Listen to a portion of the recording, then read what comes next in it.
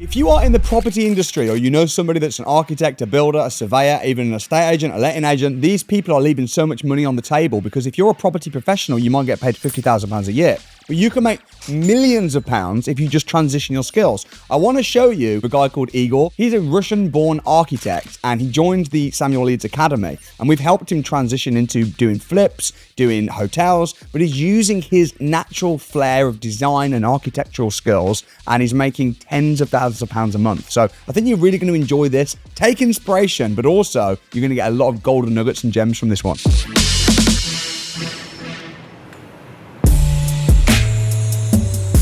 My name is Egor. I am a retired architect. Me and my wife, we mainly focus on BRRs.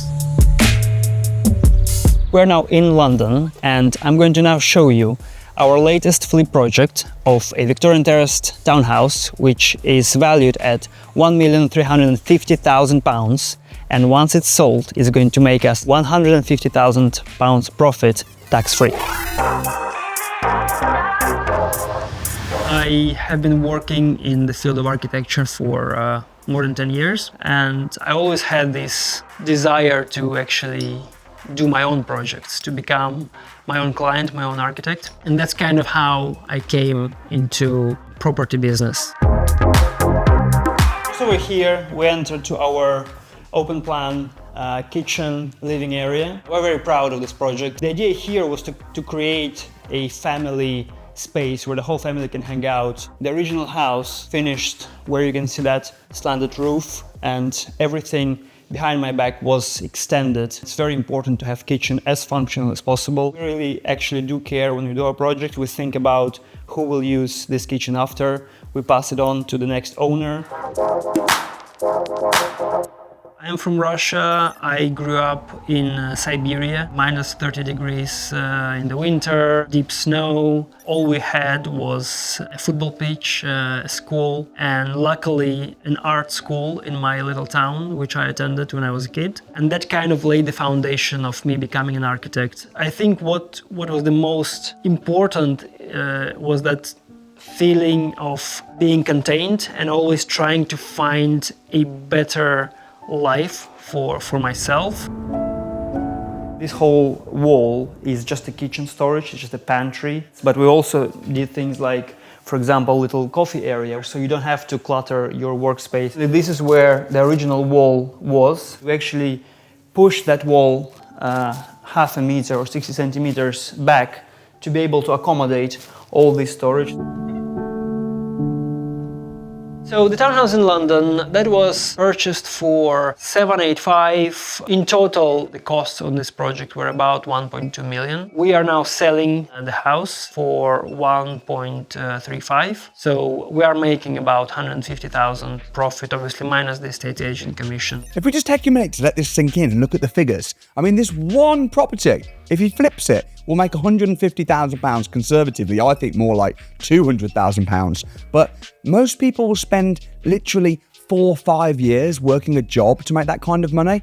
And he's just done it on one of his many properties, one of his projects. I think there's a reason why if you look on the Sunday Times rich list, everyone's in property.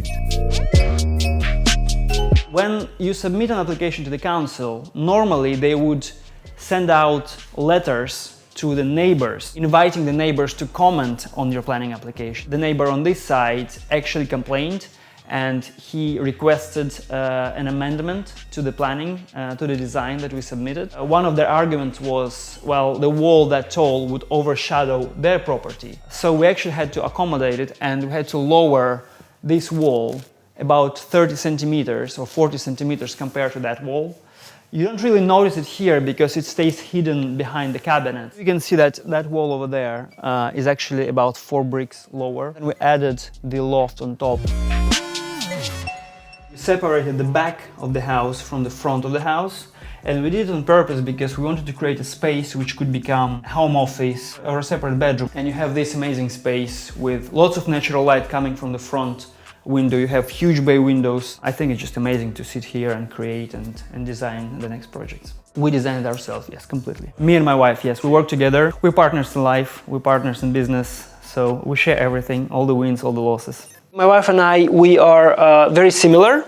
but at the same time we are completely different. So we both want the same thing, but then our actual strengths are completely different. So I think we complement each other quite well. My wife, she has a gift of finding amazing deals. So all the deals that we have done, she found them. Now my strength lies in nitty-gritty little things, designing the spaces. We try not to intersect. She trusts me in the design decision and I fully trust her in the strategic vision and the deal finding, etc., etc. So I think we make quite a good team.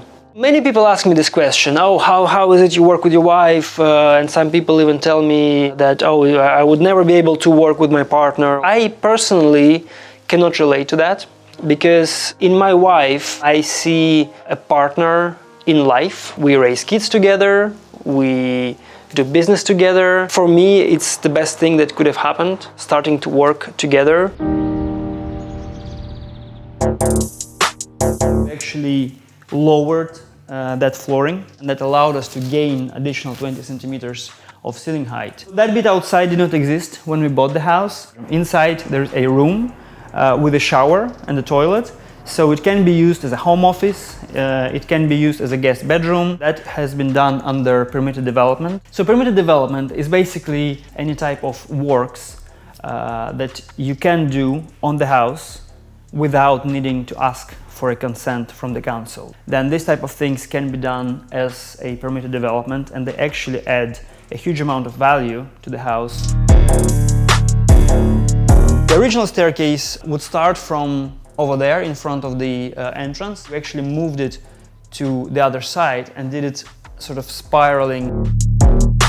From here is the master bedroom. We obviously redone it completely, so we've kept this sort of very neutral, modern feel with natural material. There's a saying in Japanese approach to design where they say that only 20% of your belongings should be exposed and then 80% should be hidden away. This is kind of the philosophy that was behind this project.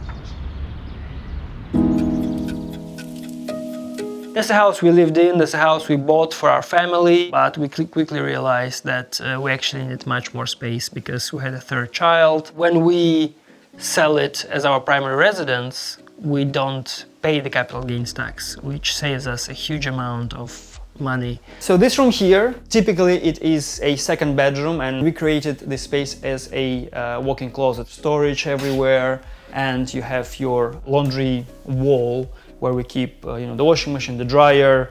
And then as you go through the walk-in closet, you enter to the master bathroom. What we wanted to create here was this dramatic effect where you have a bathtub against the window.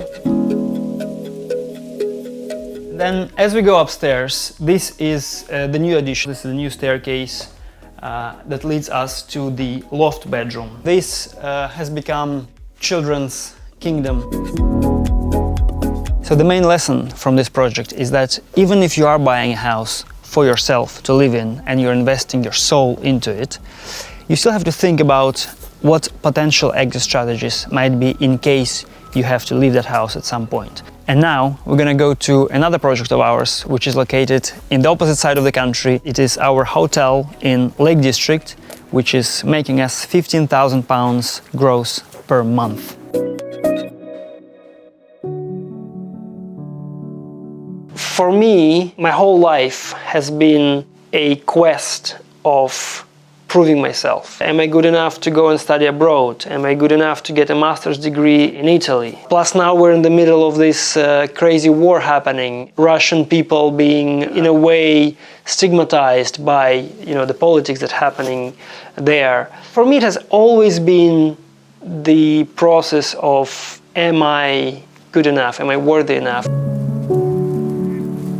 It's almost like a blessing and a curse, because it did help me to build that muscle of always being ready to prove myself, but also it also comes with the dark side. Those voices saying, no, you're not good enough, you are from the third world country. Taking control of my financial life in a way of starting the property business, doing this together with my wife, it does help to actually say, look, I may not be perfect, but I am doing something and I am growing. It does help to soothe that sort of inner imposter that keeps sometimes popping up.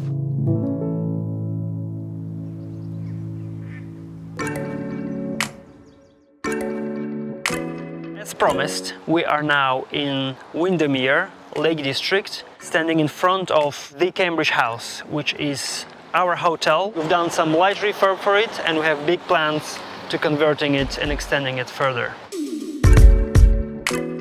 So we love Lake District in general. We've been visiting Lake District for a number of years now, and whenever we come here, it's always busy. We said to ourselves, wow, that would be an amazing place to actually have a hotel at some point. It just so happened that when we were looking for our next project, this place came to our attention. It was a traditional bed and breakfast run by a lovely couple who bought the place about 20 years ago. They actually used to live in this house and they would rent out the rooms in the building. They've been doing everything themselves, and it just came time when they get really tired of it. They wanted to sell the place. This huge kitchen was both the owner's kitchen but also the place where they used to cook breakfast for the guests. Obviously now this place is not used, and the idea is to transform it and to make additional rooms for the guests.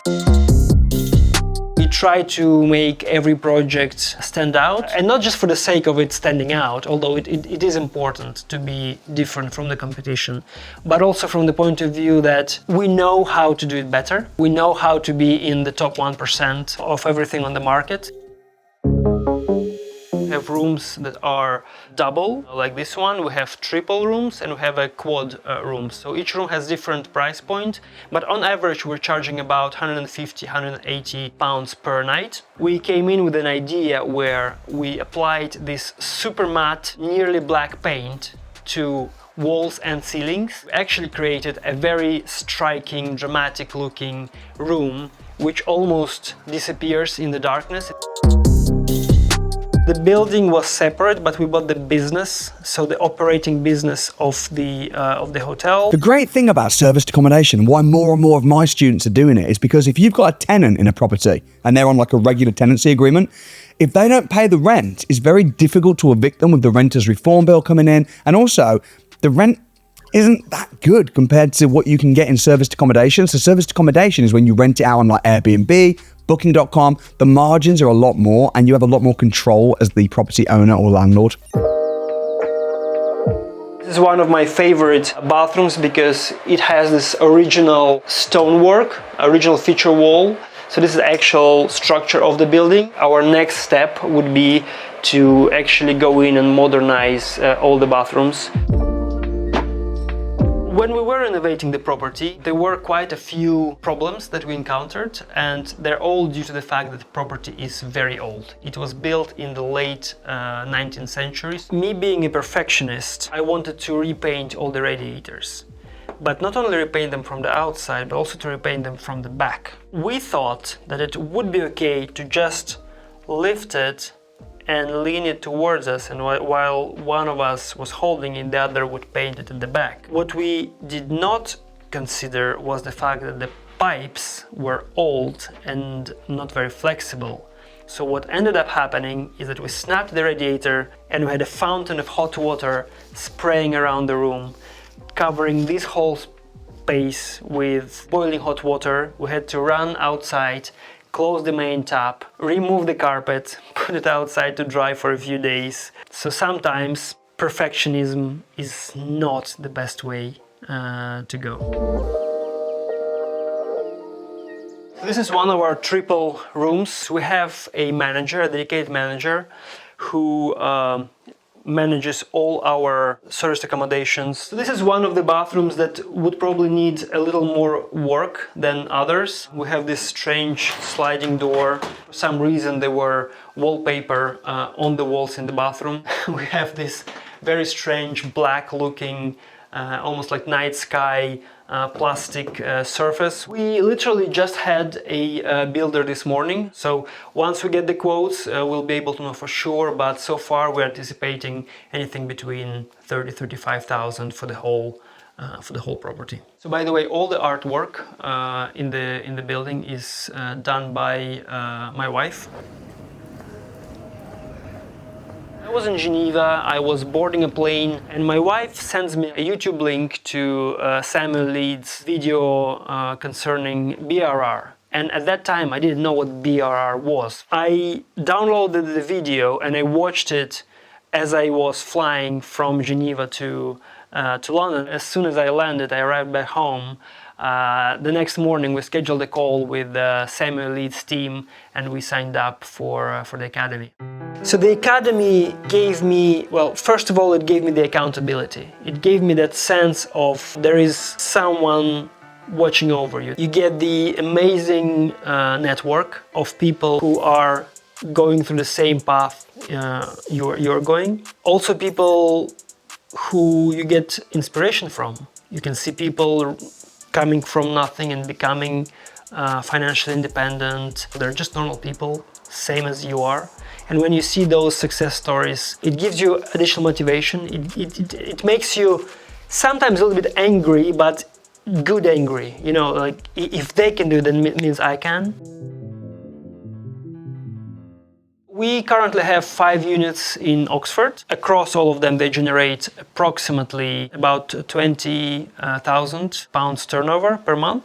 Plus we have this hotel where we are now. This is currently 7-bed, and this one is generating around 15,000 turnover per month. So in total we're looking at approximately 35,000 turnover, of which about 10 to 12,000 is our profit. And here's the thing, Egor isn't just flipping houses, he's also using things like rent to rents. He's got a hotel in the Lake District, and you don't need loads of money to do this. I mean, you can get hotels and rent to rents with basically no money if you know how to take control instead of putting a cash deposit down. So the biggest thing you need is not lots of money to get started, it's network and it's also knowledge. What's Egor's business? He's in what business? My core business is state-of-art hospitality, service accommodation and hotels throughout the country and soon worldwide.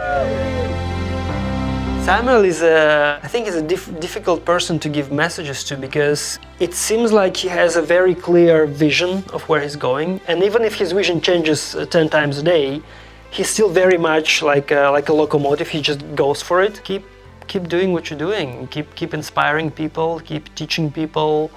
Keep showing people that it is possible.